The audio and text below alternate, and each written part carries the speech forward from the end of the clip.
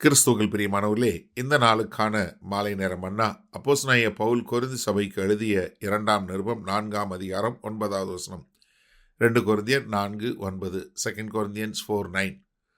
துன்பப்படுத்தப்பட்டும் கைவிடப்படுகிறதில்லை, கீழே தள்ளப்பட்டும் மடிந்து போகிறதில்லை. என்ன துன்பம் வந்தாலும் கர்த்தர் கைவிடுறதில்லை, கீழே தள்ளப்பட்டாலும் சாகிறதில்லை. ரொம்ப அருமையாக அழகா சொல்றாரு. இது 2 சங்கீதத்தில் உள்ள வார்த்தைகள் தான். 129 சங்கீதம் 2வது வசனம் பாருங்க. என் சிறு வயது தொடங்கி அநேகந்தரம் என்னை நெருக்கியும் என்னை மேற்கொள்ளாமல் போனார்கள். என்னை நெருக்கினாங்க, மேற்கொள்ளலை. 37வது சங்கீதம் 24வது வசனம். அவன் விழுந்தாலும் தள்ளுண்டு போவதில்லை, கர்த்தர் தமது கையினால் அவனை தாங்குகிறார். இப்போ என்ன சொல்றாரு? எனக்கு தெரியும், நான் முன்னாடியே படிச்சிருக்கிறேன் சங்கீதத்தில், அதனால நான் தள்ளப்பட்டாலும் துன்படுத்தப்பட்டாலும் கைவிடப்படுறதில்ல, தள்ளப்பட்டாலும் சாகிறதில்ல.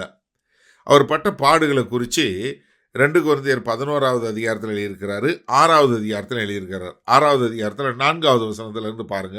மிகுந்த பொறுமையிலும் உபத்திரவங்களிலும் நெருக்கங்களிலும் இடுக்கண்களிலும் அடிகளிலும் காவல்களிலும் கலகங்களிலும் பிரயாசங்களிலும் கண்விழிப்புகளிலும் உபவாசங்களிலும் கற்பிலும் அறிவிலும் நீடிய சாந்தத்திலும் தயவிலும் பரிசுத்த ஆவியிலும் மாயமற்ற அன்பிலும் சத்திய வசனத்திலும் திவ்ய பலத்திலும் நீதியாகிய வலது இடது பக்கத்து ஆயுதங்களை தரித்திருக்கிறதும் கணத்திலும் கனவீனத்திலும் துர்க்கீர்த்தியிலும் நற்கீர்த்தியிலும் எத்தரெண்ணப்பட்டாலும் நிஜஸ்தராகவும் அறியப்படாதவர்கள் எண்ணப்பட்டாலும் நன்றாய் அறியப்பட்டவர்களாகவும் சாகிறவர்கள் என்று எண்ணப்பட்டாலும் உயிரோடு இருக்கிறவர்களாகவும் தண்டிக்கப்படுகிறவர்கள் எண்ணப்பட்டாலும் கொல்லப்படாதவர்களாகவும் துக்கப்படுகிறவர்கள் எண்ணப்பட்டாலும் எப்பொழுதும் சந்தோஷப்படுகிறவர்களாகவும் தரித்திரர் எண்ணப்பட்டாலும் அநேகரை ஐசுவரியங்களாக்கிறாகவும் ஒன்றுமில்லாதவர்கள் எண்ணப்பட்டாலும் சகலத்தையும் உடையவர்களாகவும் எங்களை விளங்க பண்ணுகிறோம் சொல்லி முடிக்கிறாரு. என்ன, நான் தள்ளப்படுறேன், அடி வாங்குறேன், நொறுக்கப்படுறேன், எல்லாம் செய்கிறேன், ஆனால் என்ன பண்ணுறதில்ல, நான் கவலைப்படுறதில்ல. காரணம் என்ன? நான் என்னதான் துன்பப்பட்டாலும் என்னை கர்த்தர் கைவிடுறதில்லை.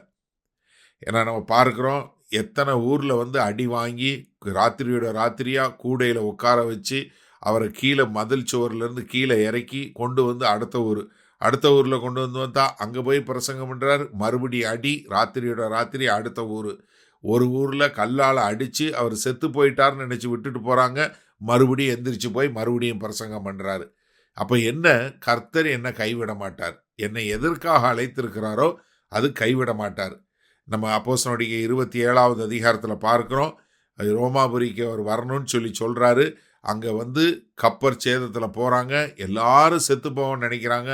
ஆண்டவர் சொல்கிறார், இல்லை, நீ சாக மாட்ட, நீ மடிந்து போவதில்லை, நீ ராயனுக்கு முன்னாக சாட்சியாக நிற்பன்னு சொல்லி கர்த்தர் சொன்னது பிரகாரம் அவ்வளோ பெரிய கப்பர் சேதம், கப்பலே ஒன்றும் இல்லாமல் போயிடுது. ஆனால் பவுலின் நிமித்தம் பவுலும் கூட இருந்த எல்லாருமே ரட்சிக்கப்பட்டு அவங்க எல்லாருமே உயிரோட ஜீவனோட காப்பாற்றப்பட்டாங்க. கர்த்தர் சொன்னது போல அவர் ராயனுக்கு முன்பாக சாட்சி கூடக்கூடியவராக இருந்தார். அப்போ என்ன, கர்த்தருடைய வார்த்தை நிற்கும்.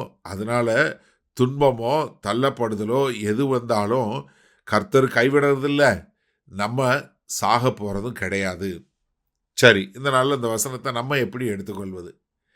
உங்களையும் என்னையும் கர்த்தர் என்ன நோக்கத்துக்காக தெரிந்து கொண்டாரோ அந்த நோக்கத்தை நம்ம நிறைவேற்றுவது வரைக்கும் நம்மளை கர்த்தர் ஒரு காலும் கைவிட மாட்டார்.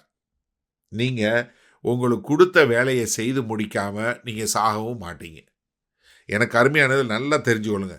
உங்களுடைய அழைப்பை நிறைவேற்ற வரைக்கும் உங்களை யாரும் ஒன்றும் செய்ய முடியாது. காரணம், கர்த்தர் உங்களை கைவிட மாட்டார், நீங்கள் சாகவும் மாட்டீங்க. உங்கள் நோக்கத்தை நீங்கள் நிறைவேற்றாமல், உங்களை கர்த்தர் கொடுத்த நோக்கத்தை நிறைவேற்றாமல் நீங்கள் மரிக்க மாட்டீர்கள். ஆமாம், இது நிச்சயமான ஒரு வார்த்தை. கர்த்தர் ரொம்ப தெளிவாக சொல்கிறாரு. ஏன்னா எபிரேயர் 13வது அதிகாரம் 5வது வசனம் சொல்கிறாரு, நான் உன்னை விட்டு விலகுவதும் இல்லை, உன்னை கைவிடுவதும் இல்லை. உலகமெங்கும் போய் பிரதான கட்டளை மத்தேயு 28வது அதிகாரத்தில் 18, 19, 20 சொல்லும்போது என்ன சொல்கிறாரு? 19வது வசனத்தில், இதோ உலக முடிவு பரியந்தம் நான் உங்களுடனே கூட இருக்கிறேன். எனக்கு அருமையான தேவஜனமே, இந்த செய்தியை கேட்டுக்கொண்டு இருக்கிற எனக்கு அருமையான சகோதரனே சகோதரியே, நீ தேவனுடைய ராஜ்யத்தினுடைய சுவிசேஷத்தை பிரசங்கிக்கும் போது என்ன பாடு, என்ன நிந்தை, என்ன போராட்டம் வந்தாலும் கர்த்தர் உங்களை ஒரு காலும் கைவிட மாட்டார். உங்களை எவ்வளவு தூரம் கீழே தள்ளினாலும் சரி, எவ்வளவு தூரம் உங்களை துன்புறுத்தினாலும் சரி, எவ்வளவுதான் உங்களை வாதிச்சாலும் சரி, நீங்க சாக மாட்டீங்க. உங்களுக்கு என்ன நோக்கத்தை கர்த்தர் வைத்திருக்கிறாரோ அந்த நோக்கத்தை நிறைவேற்றாம நீங்க மடிந்து போவதும் இல்லை. கர்த்தர் உங்களை கைவிடுவதும் இல்லை. அதனால் தைரியமாக எழும்பி தைரியமாக சுவிசேஷத்தை பிரசங்கிப்பீர்களா? மகா கிருபையும் இரக்கம் நிறைந்த எங்கள் அன்பின் தகப்பனே, கர்த்தாவே, இந்த அருமையான நல்ல நாளில் நாங்கள் தெளிவாய் புரிந்து கொண்டோம். எங்களுக்குன்னு என்ன நோக்கம் வைத்திருக்கிறீர்களோ அந்த நோக்கத்தை நிறைவேற்றும் வரை நீங்களை கைவிடுவதும் இல்லை, எங்களை விட்டு விலகுவதும் இல்லை. நாங்கள் சாக போகிறதும் இல்லை.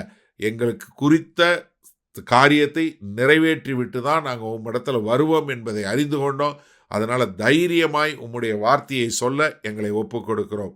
இயேசு கிறிஸ்துவின் மூலம் பிதாவே, ஆமேன். கர்த்தர் உங்களை ஆசீர்வதிப்பாராக. நாம் நாளை காலை தினசரி தியானத்தில் சந்திப்போம்.